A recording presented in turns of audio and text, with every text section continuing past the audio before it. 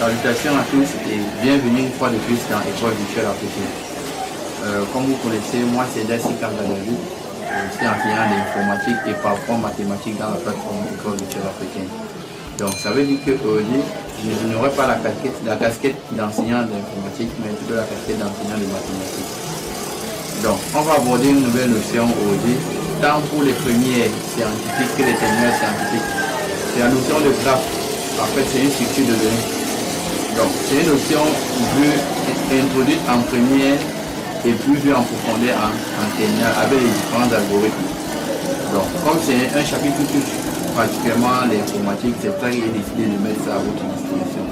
Donc, après la petite transition, on va se retrouver à l'écran pour commencer le cours.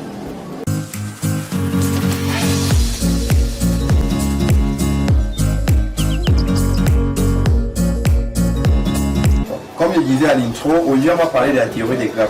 En fait, c'est une notion très utilisée dans le domaine de l'informatique et des mathématiques. C'est notamment avec ça qu'on travaille le système de GPS, la localisation par exemple. Donc, en première partie de notre cours, on va parler de quoi? Des vocabulaires. Donc, on va voir les différentes notions abordées dans ce chapitre. Donc, premièrement, on va parler par exemple d'un graphe. C'est quoi un graphe orienté? En fait, un graphe orienté, c'est quoi? C'est un ensemble de sommets et d'arrêts. Donc, c'est un ensemble de sommets et d'arrêts. Quand on parle de graphe, on peut voir deux ensembles. Un ensemble de sommets. Et maintenant, les arrêts sont des relations entre ces différents sommets. Et la différence entre graphe orienté et graphe non orienté, c'est que au niveau du graphe orienté, les sommets sont ordonnés. Ça veut dire que, par exemple, si je dis par exemple l'arrêt A, B, par exemple, avec des graphes orientés, par exemple, ceci est différent de l'arrêt BA. Donc, ça veut dire qu'ici, c'est le chemin partant de A pour B. Alors qu'ici, c'est le chemin partant de B pour A. C'est pas la même chose. Alors que dans un graphe, par exemple, non orienté, qu'ils disent A, B, c'est encore la même chose que B, A. Donc, voilà un peu ça. Quand on parle de graphe orienté, ça veut dire que généralement les chemins, il y a les flèches. Par exemple, dans un graphe orienté, et il n'y a pas de flèches dans un graphe non orienté. Donc, après avoir parlé de la notion de graphe orienté et graphe non orienté, on va parler par exemple du degré d'un sommet. Le degré d'un sommet, c'est par exemple quoi? Le degré d'un sommet, c'est le nombre d'arrêts dans lesquels intervient ce sommet. Donc, ça veut dire que prenons par exemple un schéma un peu banal, mettons A, B, C par exemple. Ici, supposons que c'est un graphe orienté.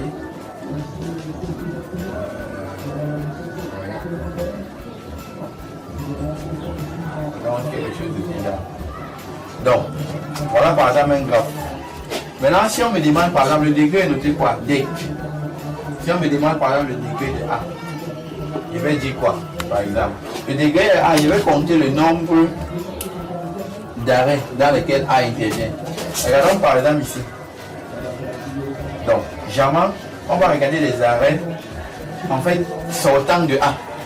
Donc là c'est un graphe par exemple orienté, on va regarder les arrêts sortants. Donc ici on parlait par exemple d'un graphe non orienté, on doit regarder tous les arrêts simplement. Donc ici, je vois que voici premier arrêt, deuxième. Et on nous a dit aussi que, on va vous dire aussi que les boucles comptent double. Donc ici, je vais mettre 2, 3, 4, autant pour moi. Donc ça veut dire que le degré de A c'est quoi? C'est 4. Donc pour ces graphes, le degré de A c'est 4. Et maintenant, on va continuer en disant le sommet par exemple d'un graphe. Le degré par exemple d'un graphe, autant pour moi, pas le sommet d'un graphe, le degré d'un graphe. En fait, si un graphe a plusieurs arrêts, plusieurs sommets, quand on parle du degré d'un graphe, c'est encore le degré maximal des différents sommets. Donc pour moi, c'est encore le degré maximal des différents sommets. C'est-à-dire que si par exemple le sommet ici a 4, l'autre a 2 et ceci a 3, on dirait par exemple le degré de ces graphes, on va dire que le degré est 4. Donc, voilà un peu ce qu'on pourrait dire par rapport au degré d'un sommet. On va parler de quoi? De sommet isolé.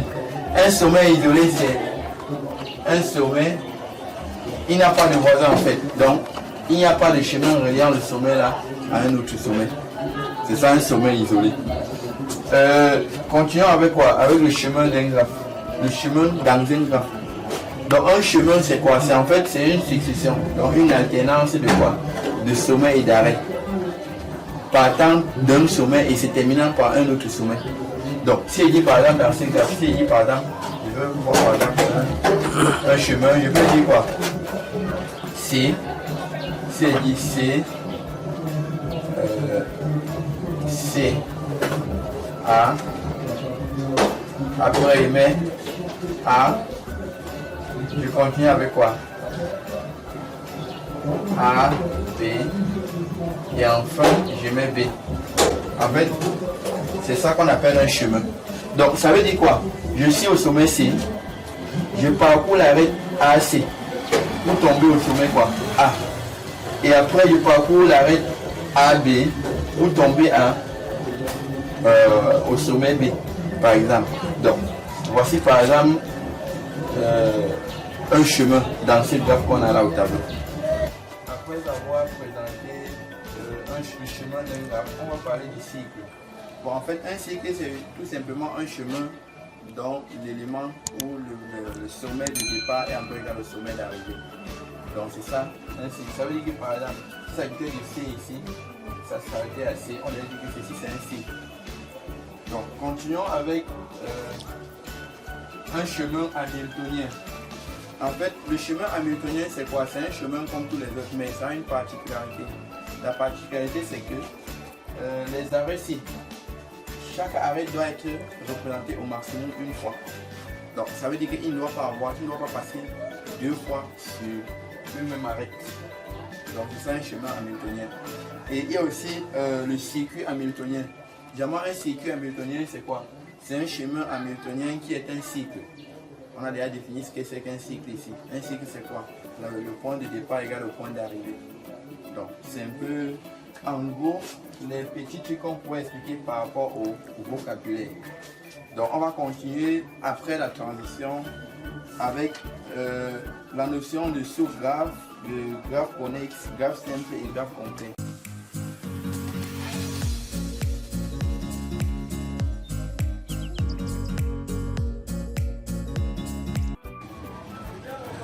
Donc, après notre petite transition, nous continuons notre cours de graphe en première scientifique et terminale scientifique.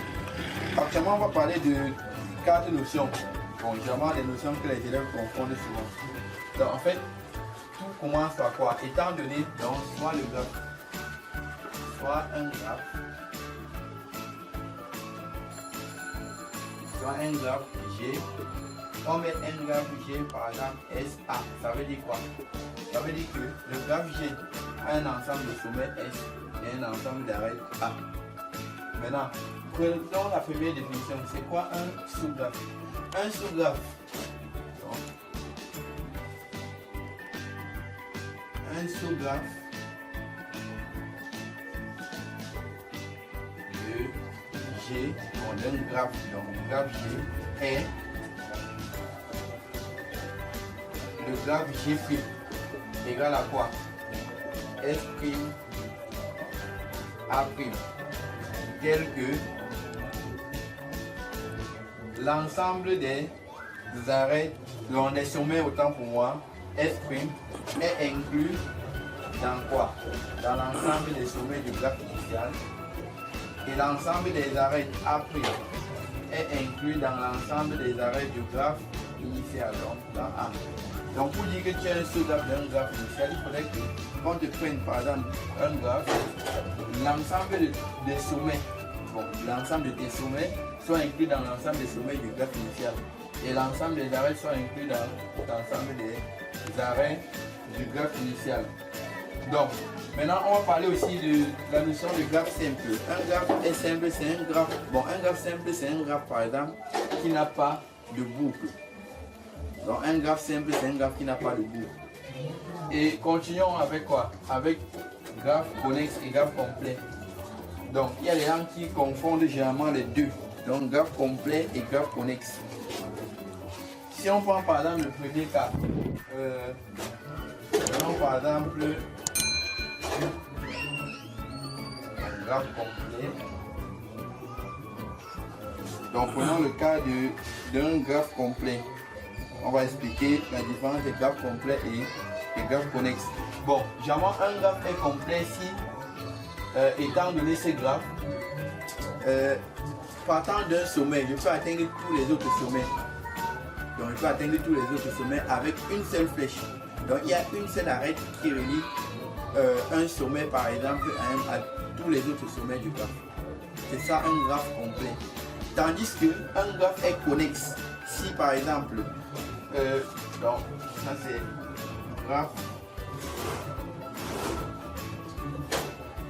graphe connexe. Donc en fait, un graphe est connexe si et seulement si, quittant d'un sommet, je peux atteindre n'importe quel sommet, soit directement, soit de façon indirecte. Donc ça veut dire quoi concrètement? Ça veut dire que entre deux sommets, il peut y avoir plusieurs liens. Donc il peut y avoir plusieurs arêtes qui les relient. Alors qu'avec le graphe complet, il y a une seule arête qui relie deux sommets distincts du graphe. Donc voilà des notions qu'il faut vraiment bien comprendre en profondeur. Et s'il y a des questions, n'hésitez pas à les poser en commentaire.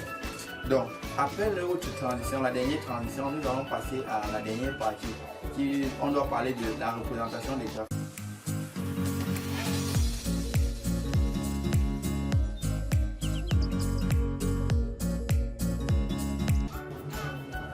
Donc, continuons avec la dernière partie de notre cours qui doit parler de la représentation des graphes.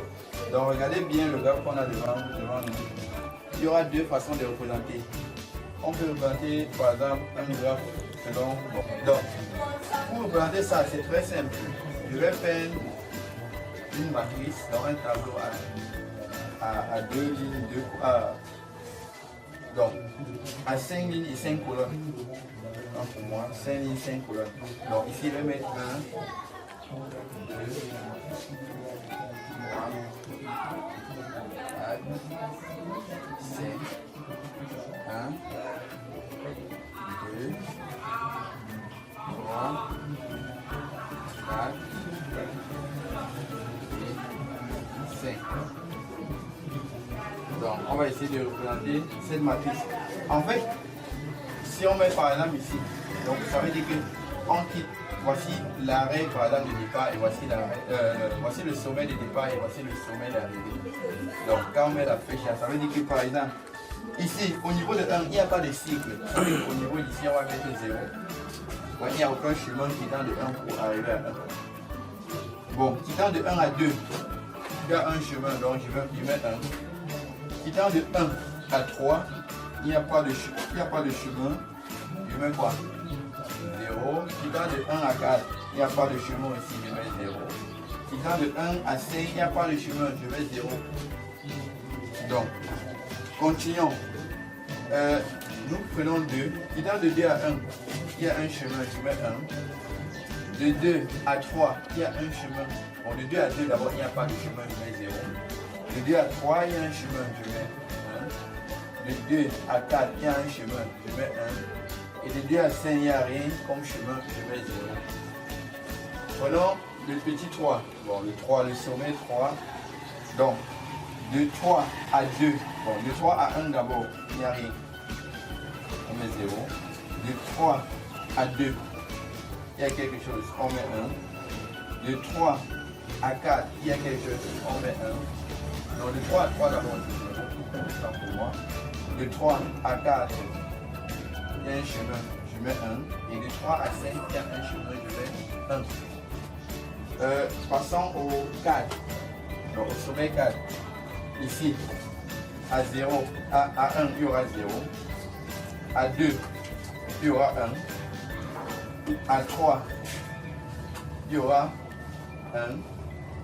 À 4, il n'y aura rien naturellement. Et à 5, il n'y a rien. Donc, prenons le 5 maintenant. Le 5 à 0, 0. Le 5 à 1, 0. Le 5 à 2, 0. Le 5 à 3, 1. 5 à 4, 0. Et 5 à 5, 0. Donc, voilà un peu la représentation de ces graphes. Donc, nous continuons avec la représentation. Donc, deuxième, c'est représentation sous forme de liste.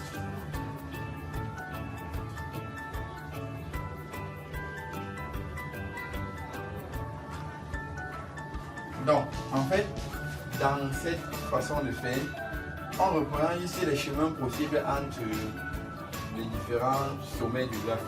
Donc, ça veut dire que, je vais dire par exemple, mon graphe, il y a un chemin possible entre 1 et 2.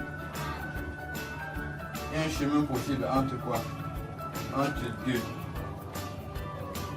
3. Il y a un chemin possible entre quoi? Entre 3 et 4. Il y a un chemin possible entre 2 et 4. Il y a un chemin possible entre 3 et 5.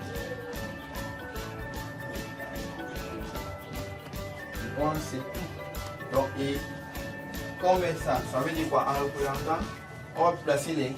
Si on a dit par exemple que le graphe a 5 sommets, par exemple comme ici, on doit remettre les 5 sommets et relire uniquement les sommets où on a les courbes ici.